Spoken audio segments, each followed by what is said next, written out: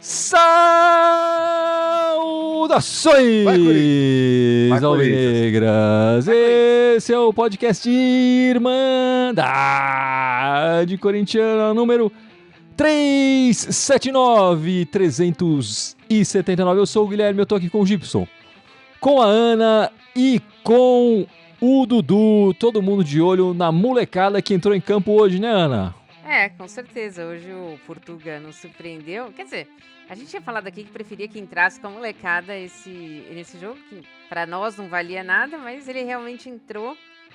E eu achei que, assim, conseguimos, peneirando, ter alguma coisa de bom ali, né? Principalmente as entradas finais, pra mim, ali foram boas e eu acho que poderiam ser mais aproveitadas durante o campeonato futuros agora, brasileiro e Copa do Brasil.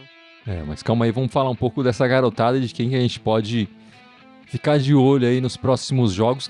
Enfim, próximos jogos que são espaçados os próximos jogos do Corinthians aí. Tem bastante tempo pra treinar.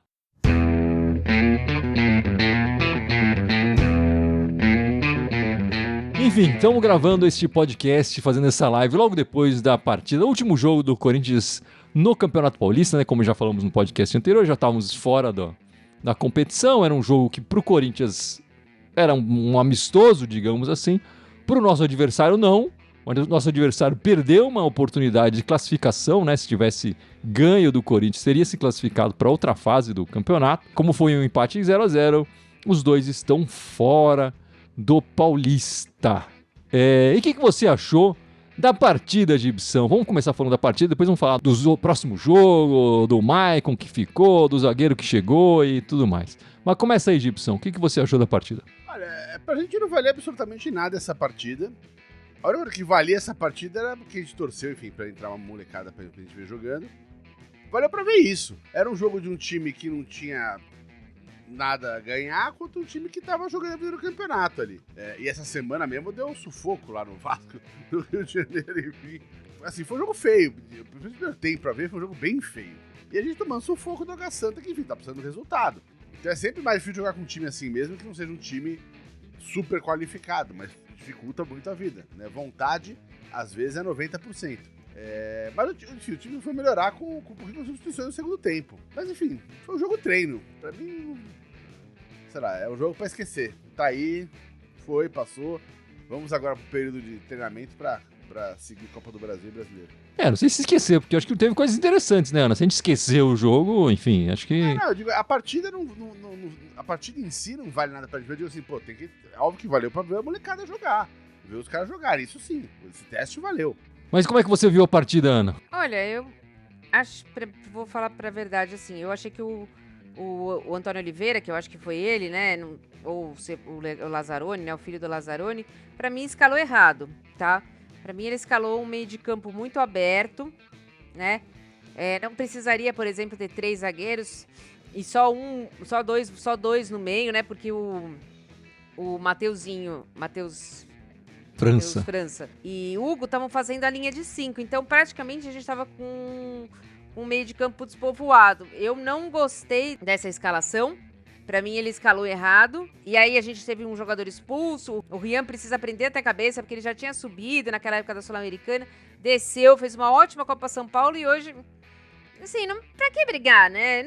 Não tem muito nexo o que ele fez, assim. E quando tava com um jogador a menos, pra mim as substituições do segundo tempo foram muito interessantes, né? Com um meio de campo mais povoado ali, a gente conseguiu fazer jogadas.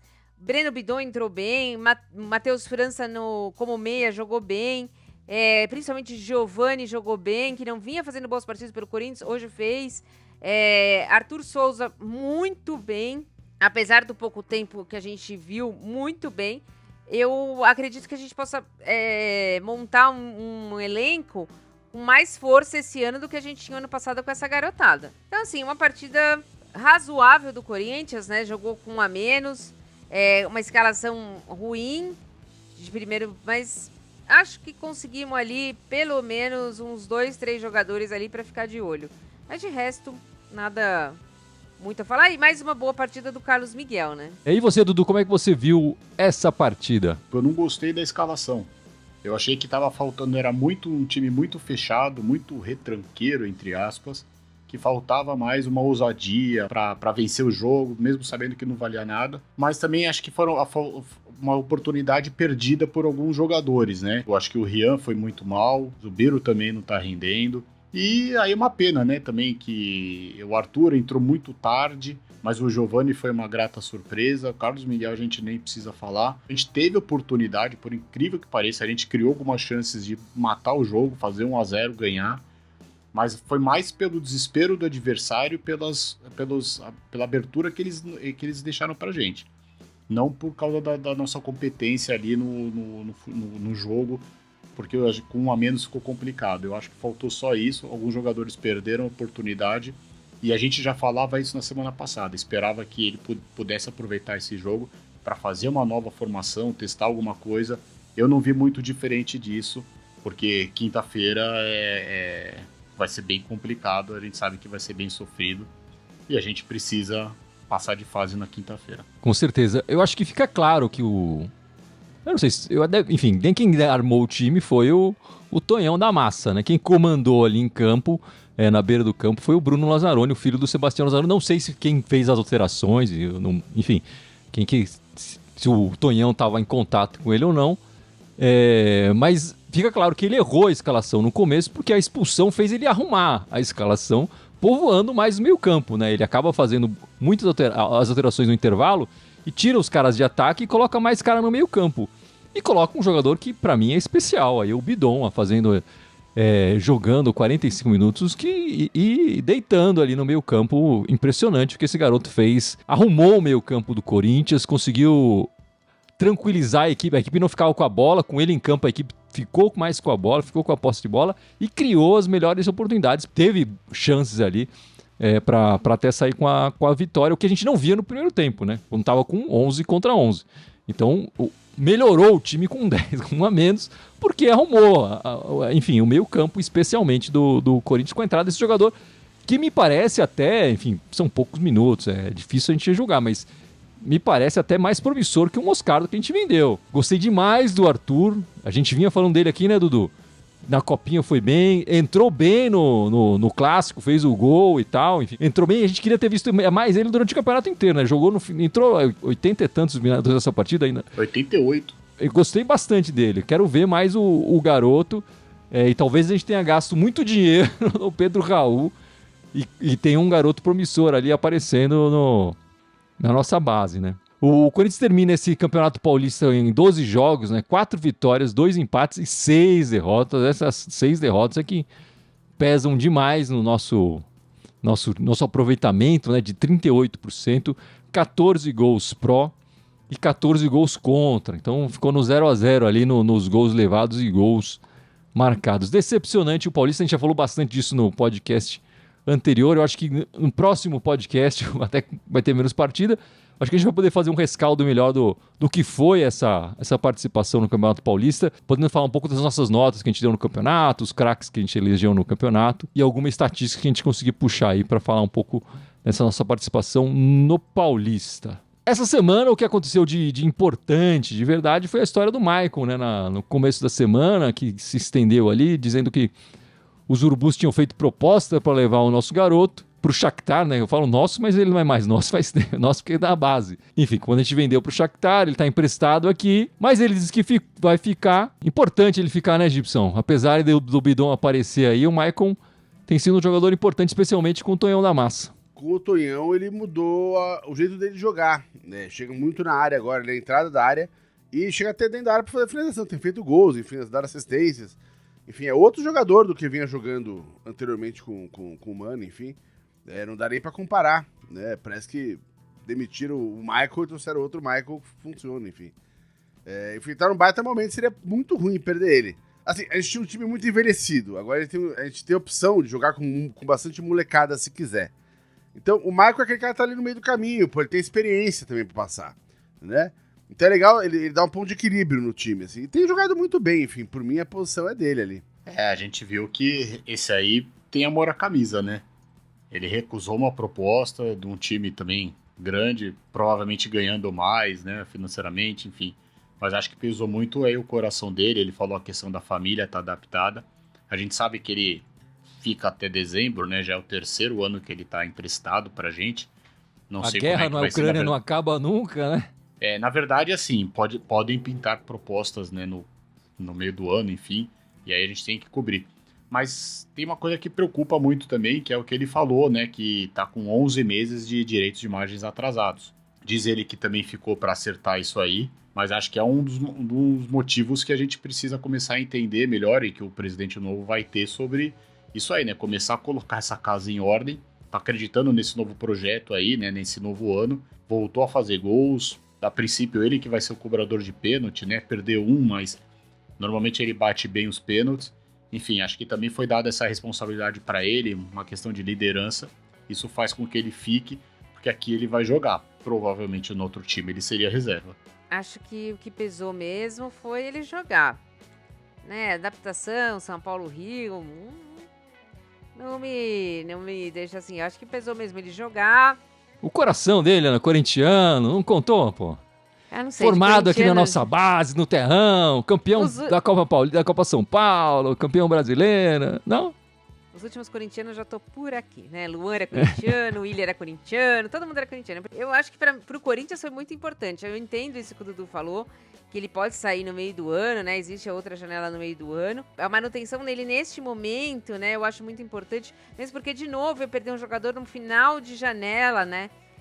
Quando é difícil fazer reposição, que nem aconteceu com o Roger Guedes. Eu sempre gostei do Maicon desde 2017. Eu acho que o que precisa é saber aonde escalar o jogador. Né? Essa é a maior dificuldade de um técnico e o Mano não estava conseguindo isso com ele. Eu gosto bastante do Maicon, é um garoto, enfim, tem uma simpatia por ele ser da base, o que eu falei da Copa São Paulo, então, pra mim é muito verdade, tem uma simpatia, e agora mais ainda por essa ficada dele aí. É um jogador que me agrada muito, mas ele tem essa situação delicada com o time da Ucrânia, que, enfim, o país, ninguém sabe o que vai acontecer com o país que ele dá o time tá jogando campeonato fora do próprio país, e o Shakhtar quer vender o Maicon, quer fazer dinheiro, justamente porque o Maicon não quer voltar, então ele entende que a situação é delicada e respeita a decisão do Maicon e tem reemprestado o jogador ao Corinthians por isso, mas ele quer vender, quer resolver a situação. A situação dele é delicada e acho que ele pode sair realmente, a janela do meio do ano para os times europeus é maior. Até agora não houve nenhuma proposta europeia nesse sentido. Agora pode ser que no meio do ano, dependendo da situação do Corinthians, então há uma proposta aqui no Brasil, talvez ele veja com outros olhos, né? Também tem isso. Você falou que o Shakhtar quer vender, né? Mas o diretor lá falou que o Shakhtar recusou a proposta, então a proposta deve ter sido muito ruim, né? Enfim, diretor, né? Fala o que o torcedor quer ouvir, né? Sim. Mas esse dia do fico do Michael tem uma importância também interessante, que a diretoria anterior ficava falando que quem é que eu vou contratar, como é que é isso, quem é que eu posso treinar, ninguém quer treinar o Corinthians, ninguém quer vir pro Corinthians, e essa diretoria nova mostrou que não é bem assim, né? O Maicon tá ficando, tá chegando esse zagueiro, o Kaká, que tá optando por vir para o Corinthians, ele poderia ficar lá no Atlético, no final das contas teve uma reviravolta, ele poderia ficar. Enfim, vários jogadores que chegaram disseram que optaram pelo Corinthians, a gente vai falar um pouco mais deles, mas eu queria ouvir um pouco da Ana sobre esse zagueiro que tá chegando aí, o Kaká, 24 anos, 1,87 m, uma boa contratação, o que você achou aí? Olha, eu vou ser sincera que eu só me lembro dele no Cruzeiro, quando ele surgiu junto com o zagueiro quebrador de costela. E quando ele foi no Cruzeiro, ele estava muito bem. Depois disso, eu perdi ele no mundo. Eu não sei como é que ele está hoje. Eu sei que ele fez poucos jogos pelo Atlético Paranaense, né? Também tinha esse negócio que se tivesse que fazer quantos jogos, teria que comprar, né? Então, eu não sei. Pra mim, ele é uma incógnita. Se ele jogar como ele jogou no Cruzeiro, eu acho que o Corinthians fez uma boa contratação. Eu acho que ele não vem pra ser titular. Pra mim, o titular é o Félix Torres. Mas, como o Dudu já disse várias vezes, na Copa América nós vamos ser bastante desfalcado aí. Vamos ver. Vamos ver, mas ele tem que ficar entre o Félix Torres e o Raul Gustavo. Não é também uma grande coisa que precisa fazer. Aliás, o Raul Gustavo jogou hoje, dá um medo com o Raul Gustavo. Enfim, esse é um que a gente precisa emprestar, enfim, porque o risco dele tá no elenco é colocar ele em campo. Mas o que você achou do Kaká, Dudu? Olha, vou ser muito sincero também, que nem a Ana. Eu lembro dele mais no Cruzeiro. No Atlético Paranaense ali eu vi que ele fez 19 partidas no Campeonato Brasileiro, 2 gols, né? Eu espero que seja um jogador para somar, né? Eu acredito que a nossa zaga titular vai ser o Félix Torres e o Gustavo Henrique, mas a gente estava precisando de zagueiro, né? Que nem a gente falou, o Raul Gustavo, particularmente eu gosto dele, mas a gente viu que ele é bem esquentado. Mas enfim, a gente tá precisando de zagueiros que a gente possa contar, que possam ser mais constantes, né? Espero que, até por ele ser novo, que ele possa ser bem aproveitado, seja feliz no Corinthians, para que a gente possa ter um reserva que quando entrar dê conta do recado. Assim, cara, é um cara pra compor elenco. Não parece ser um cara que vai chegar pra resolver o problema. Não, porque assim, pô, a zaga ali tá boa. Eu gosto do Félix Torres, tá funcionando. Vai chegar pra disputar ali, quando precisar substituir um ali, vai ficar... É que você falou, o problema é não deixar entrar o Caetano em campo, né? O Raul, eu falei do Raul. O Raul, desculpa, eu falei errado, né? Se o Raul não entra em campo, já tá mais feliz. Então, assim, tem mais um agora pra evitar do Raul entrar em campo. Tem uma questão no Kaká, eu não sei se ele é azarado ou qual que foi, né? Mas ele é bi-rebaixado. Ele foi rebaixado com o Cruzeiro, e ele foi pro Japão, ele foi rebaixado de novo no Japão, né? Enfim, ele foi pra um time fraco no Japão, um time que tinha acabado de subir de série, mas foi rebaixado lá de qualquer forma. Pelo que eu percebi, ele é um zagueiro que dá muito bote, ele tenta se antecipar e... Às vezes essa antecipação acaba que ele é meio violento, ele acaba chegando atrasado, enfim, não consegue dar o bote, por isso ele leva alguns amarelos e pode até ser expulso. Mas sem dúvida a nossa zaga, especialmente depois da saída do Lucas Veríssimo, está desfalcada e precisava ser reforçada. Eu acho que ainda precisa, chegar mais gente ali para a zaga, mas está fechada essa primeira janela aí de contratações, né? Agora para os estaduais tem uma janela especial aí que os jogadores que disputaram os estaduais podem ser contratados. Vamos ver se o Corinthians vai fazer alguma contratação nova ou não.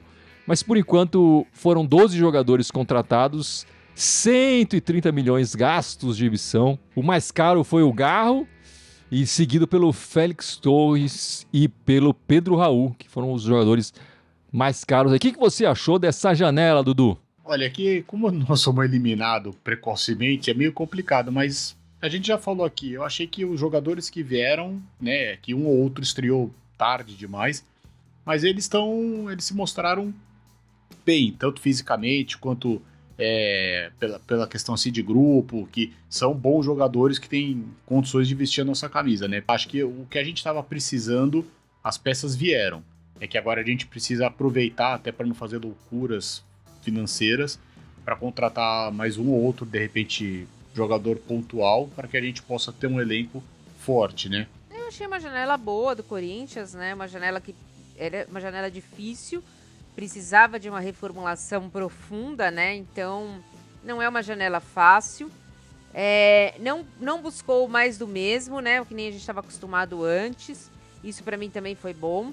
Nós tivemos alguns jogadores que eu particularmente nunca tinha acompanhado, como o Félix Torres, como o próprio Palácio, que a gente viu pouco, né? Trouxemos alguns jogadores importantes, por exemplo, que estavam sendo disputados por outros times, como o Garro, né? Então, eu acho que foi uma janela boa. O resultado imediato dessa janela não foi boa, até porque foi uma janela durante o campeonato, né? A única que eu não gosto muito é a contratação do Pedro Raul, mas espero que ele faça bastante gol e cale minha boca aí. Eu achei uma janela, como a Ana falou, foi boa, mas foi tardia, né?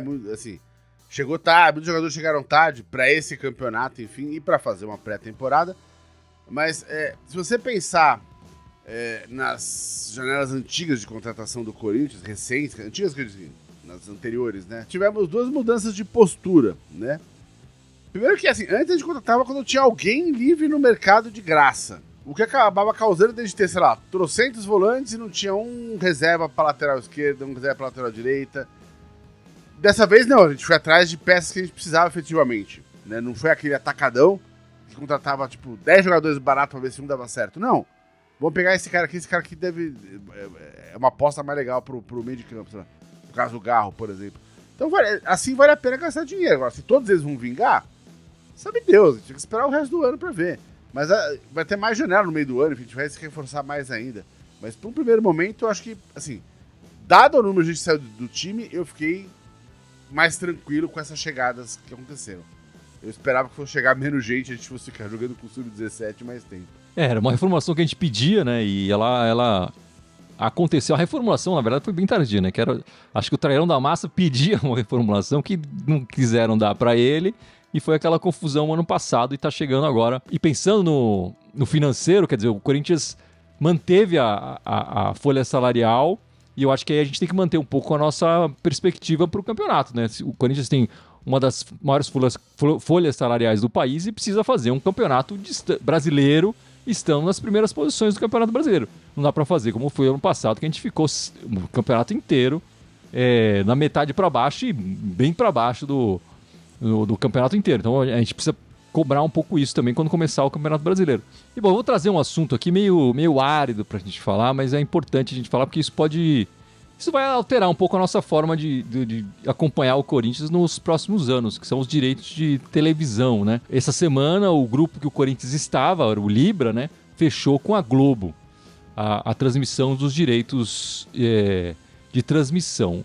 O Corinthians preferiu não fechar nesse momento, ainda pode acertar com esse grupo da Libra, mas o Corinthians nesse momento preferiu não acertar.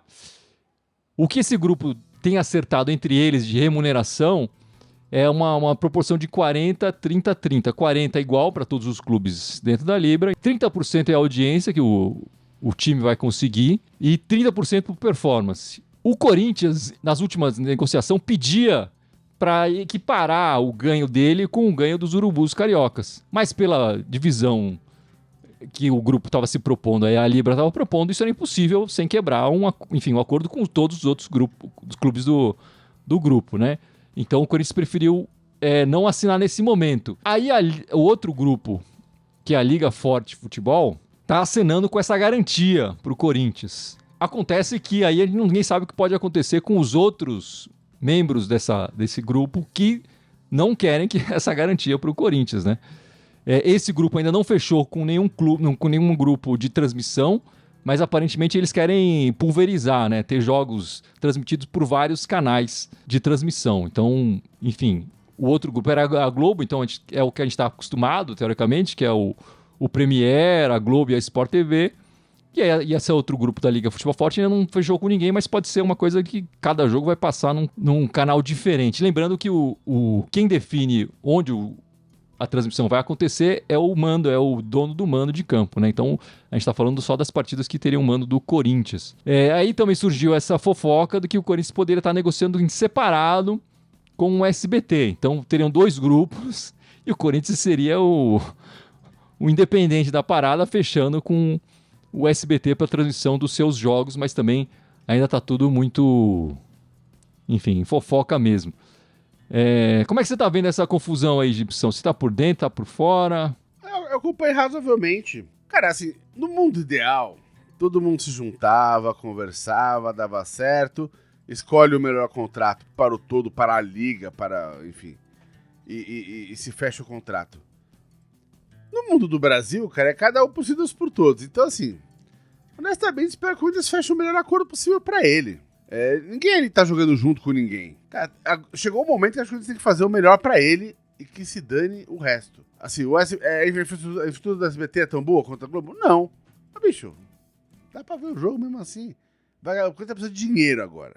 Essa é a verdade, né? Quem pagar mais, vai levar.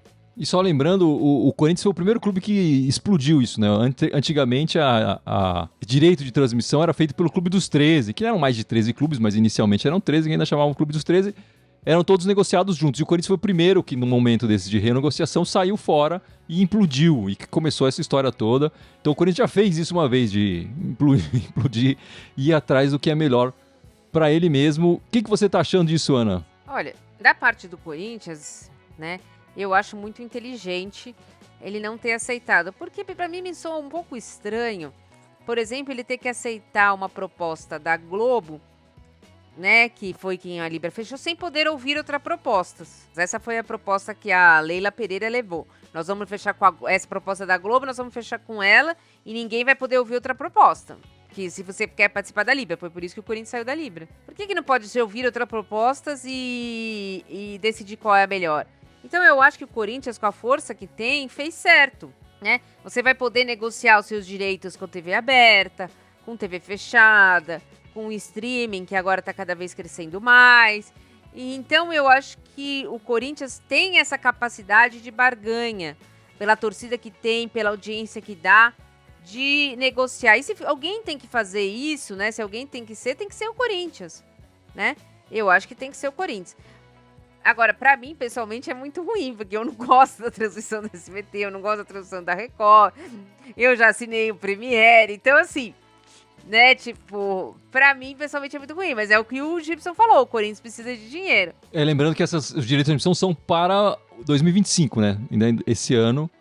Pode manter aí o seu Premiere, ano que você vai tá garantido. Como é que você viu isso aí, Dudu? Mas acho que mostra também essa desunião dos clubes e do campeonato em si, do espetáculo que eles vendem, né? Porque a gente precisaria de uma liga forte até para ser negociada melhor lá fora, para que todos ganhassem mais. Só que a gente viu isso na questão da violência, que não deu em nada, a gente vai querer ver na questão do dinheiro. Mas eu acho muito complicado que eles não estão pensando até na gente, torcedores, né? Em questões de poder ver melhor horário, ver uma melhor transmissão, ver melhores locais, estádios, né? Não só a grama, mas o complexo como um todo, como você chegar no estádio, sair com segurança, com um vestiário decente, enfim. Então, acho que o Corinthians está querendo ver o dele, mas enfim, que o Corinthians faça o melhor para ele no momento, porque, que nem o Gibson falou, nós estamos precisando de dinheiro, e dinheiro a curto prazo. E esses direitos de transmissão estão sendo negociados nesse contrato agora, são para os próximos 5 anos, né? Então começa a valer de 2025 e para os próximos 5 anos. Muitos clubes da Liga do Futebol Forte já receberam um adiantamento, venderam 20% do que eles ganhariam no futuro para receber esse adiantamento. E, enfim, o Corinthians pode estar de olho nesse adiantamento também, pode ser interessante para tentar fechar algumas contas agora, mas depois no futuro a gente vai receber menos, né? E já que a gente tá falando aqui das finanças, estão rolando essas fofocas financeiras aí à torta e à direita aí nessa semana.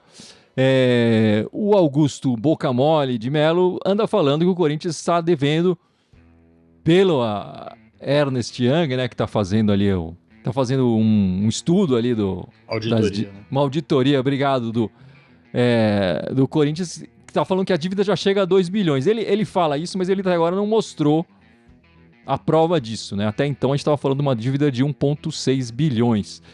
Essa semana também saiu a história dos carros blindados, que parece que o Corinthians gastou uma grana enorme para comprar carros blindados para a diretoria poder andar para cima e para baixo. Também não apresenta... Isso não foi falado pela diretoria, eu vi muitos jornalistas, muita gente comentando, mas isso não foi falado por ninguém da diretoria oficialmente. O Duílio deu uma entrevista negando e tudo mais, mas aí também, enfim, como eu falei, são fofocas, né? E cada semana tem novos empresários entrando na justiça. Essa diretoria que está há 3 meses não pagou nada, e a diretoria que ficou 20 anos, que fez toda essa dívida, também não pagou nada. E que agora esses empresários estão entrando na justiça. Anteriormente, com as outras diretorias, não entrava, né? Enfim, só confusão, né, Ana? Na verdade, é o seguinte, nós não temos dinheiro à vista agora para pagar, nós não temos. É muito difícil falar de uma diretoria que tem 3 meses, né? Só se eles, eles produzissem dinheiro, né? Ou fizessem que nem foi lá na Casa de Papel, que vai lá roubar onde faz o dinheiro, né? Porque não tem de onde tirar. Eu não culpo essa diretoria ainda, tá? Eu acho que essa diretoria é um pouco nova demais pra gente culpar. Ah, tá devendo? Tá devendo. Mas não tem de onde tirar para pagar. Eu acho que certas coisas eles estão tentando fazer melhor, que é aumentar a renda para conseguir ter dinheiro para pagar os outros. Agora, o Duílio, para mim, ele é indefensável. Mas você vê que, no final das contas, essa gestão não estava preocupada com o Corinthians, né? Porque, por exemplo, a gente ficou 16 anos lá. Por que agora... Nós estamos em março, mas por que em janeiro começou a explodir um monte de coisa? Fevereiro, por que os empresários não fizeram antes? Por que foi assinada uma carta de confissão? Né? Então, assim, muita coisa ficou escondida e a gente viu que, no fundo, eles não estavam querendo o bem do Corinthians. Para dar um exemplo mais recente, um jogador que foi contratado em julho não foi pago nada. Nós estamos falando de 8 meses. Imagina quem está lá há 5, 6 anos querendo receber. O que só me estranha, para não ser muito repetitivo e deixar o Gibson falar, é isso. Por que depois de 8 anos, algumas coisas, 5 anos, esperaram a diretoria sair para começar a colocar no processo? Respondendo essa questão do Dudu, os caras, porque 8 anos o cara tá recebendo e resolveu cobrar agora. pra mim é bem... Cara, você pega esse mundo dos empresários de futebol, tem muita coisa aí que é na base da amizade, né? Esses caras entram com grana, né? Aí fala, não, eu te pago depois, aí entra a próxima gestão, mas quer da mesma turma? Não, ó, segura mais um pouquinho aí que eu tô arrumando não sei o que. Os caras vão segurando e vão botando mais jogador no clube, vão abrindo e fechando mais contratos com o clube, né? Enfim. Agora mudou, né? Entrou um cara que não é da patota que tava antes. Os caras começam a ter medo de não receber, cara, né? Aí vai botar na justiça. Até o fim desse mandato. Muita coisa vai vir à tona que foi mal feita ou com de extrema má fé lá dentro do Corinthians, né? Não que essa diretoria que tá agora também não vai fazer nada de errado, de má fé, enfim. Esses caras não me parecem ser anjo, não. Mas tinha uma patota que tava ali há muito tempo no clube, né?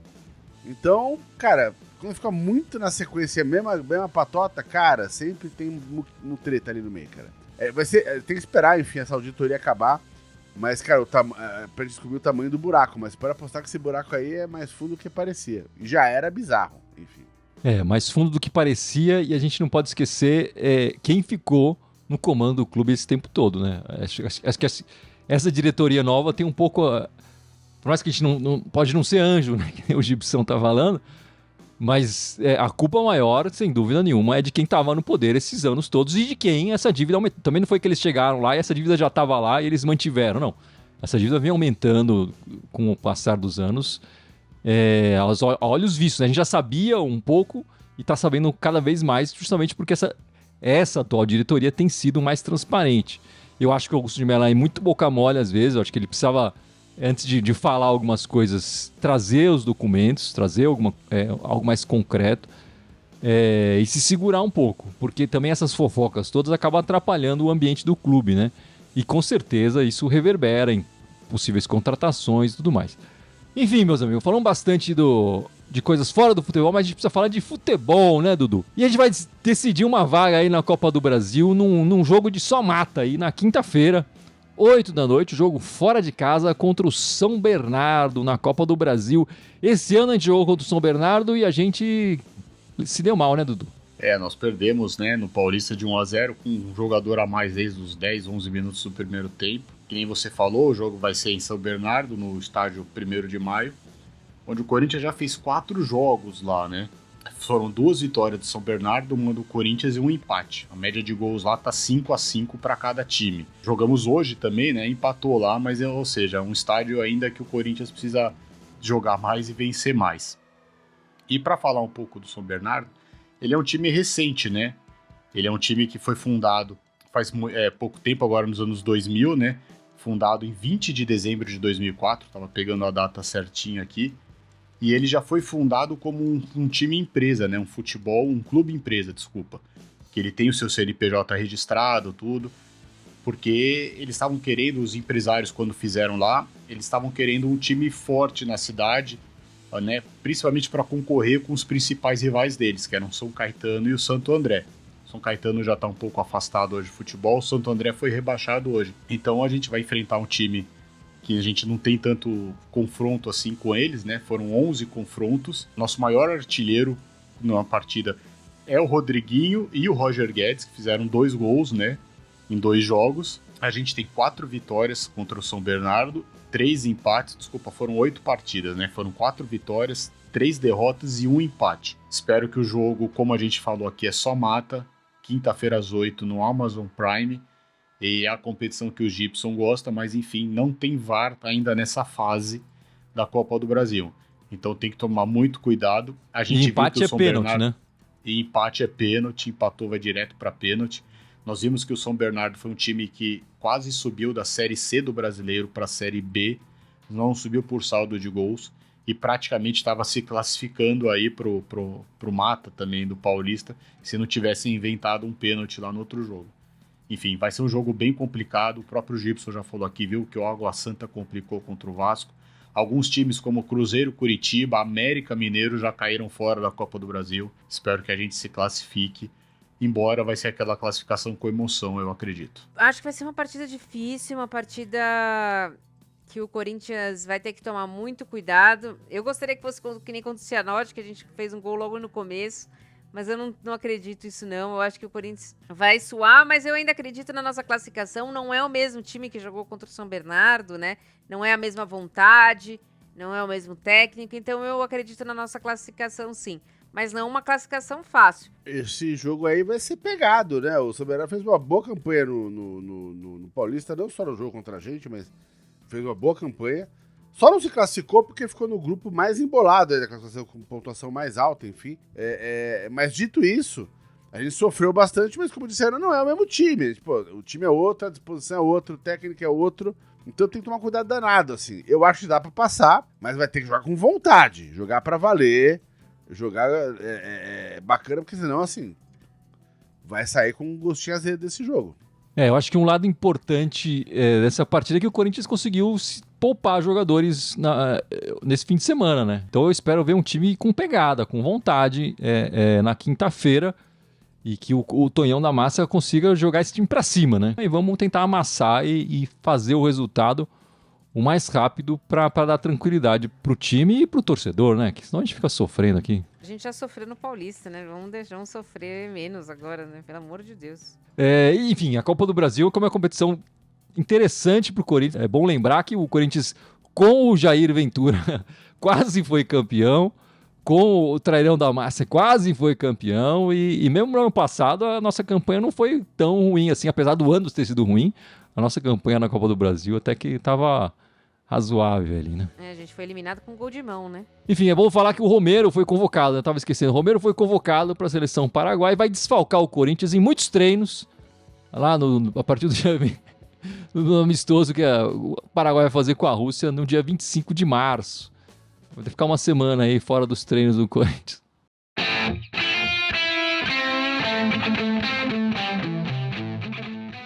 Mas é isso então, meus amigos. Vamos encerrando esta live, este podcast 379. Mas não sem antes o Gibson lembrar nossas redes sociais, certo, meu amigo? Bora lá. Estamos aqui no Facebook, no Twitter ou no X, como você quiser. No Facebook, no Instagram, no SoundCloud, iTunes, Deezer, Spotify, Telegram e TikTok. Todos eles Irmandade Corinthians com TH, só no Twitter que Irmandade Timão. É isso, meus amigos. Dudu, e na semana que vem estaremos de volta. Domingo às 7 da noite para falar aí basicamente do futebol feminino, do jogo da Copa do Brasil e uma mescla aí do que aconteceu nesse Paulista aí. O Corinthians nunca falta assunto, né? Se não tem jogo, tem gente falando mal, gente falando bem. A gente tem que esperar a semana, tem alguém cobrando dívida, né? Vamos ter que esperar a semana, vai surgir alguma coisa aí também. É isso então, meus amigos. Muito obrigado pela participação. Espero vocês todos na semana que vem. E vai, Corinthians! Vai, Corinthians! Vai, Corinthians! É isso, meus amigos. E o Arthur Eliasana, vai ganhar essa Copa Ouro? Vai ganhar sim. Tá jogando bem, o Brasil vai ganhar. Seleção feminina tá foda. Eu tenho visto os jogos. Assim espero também.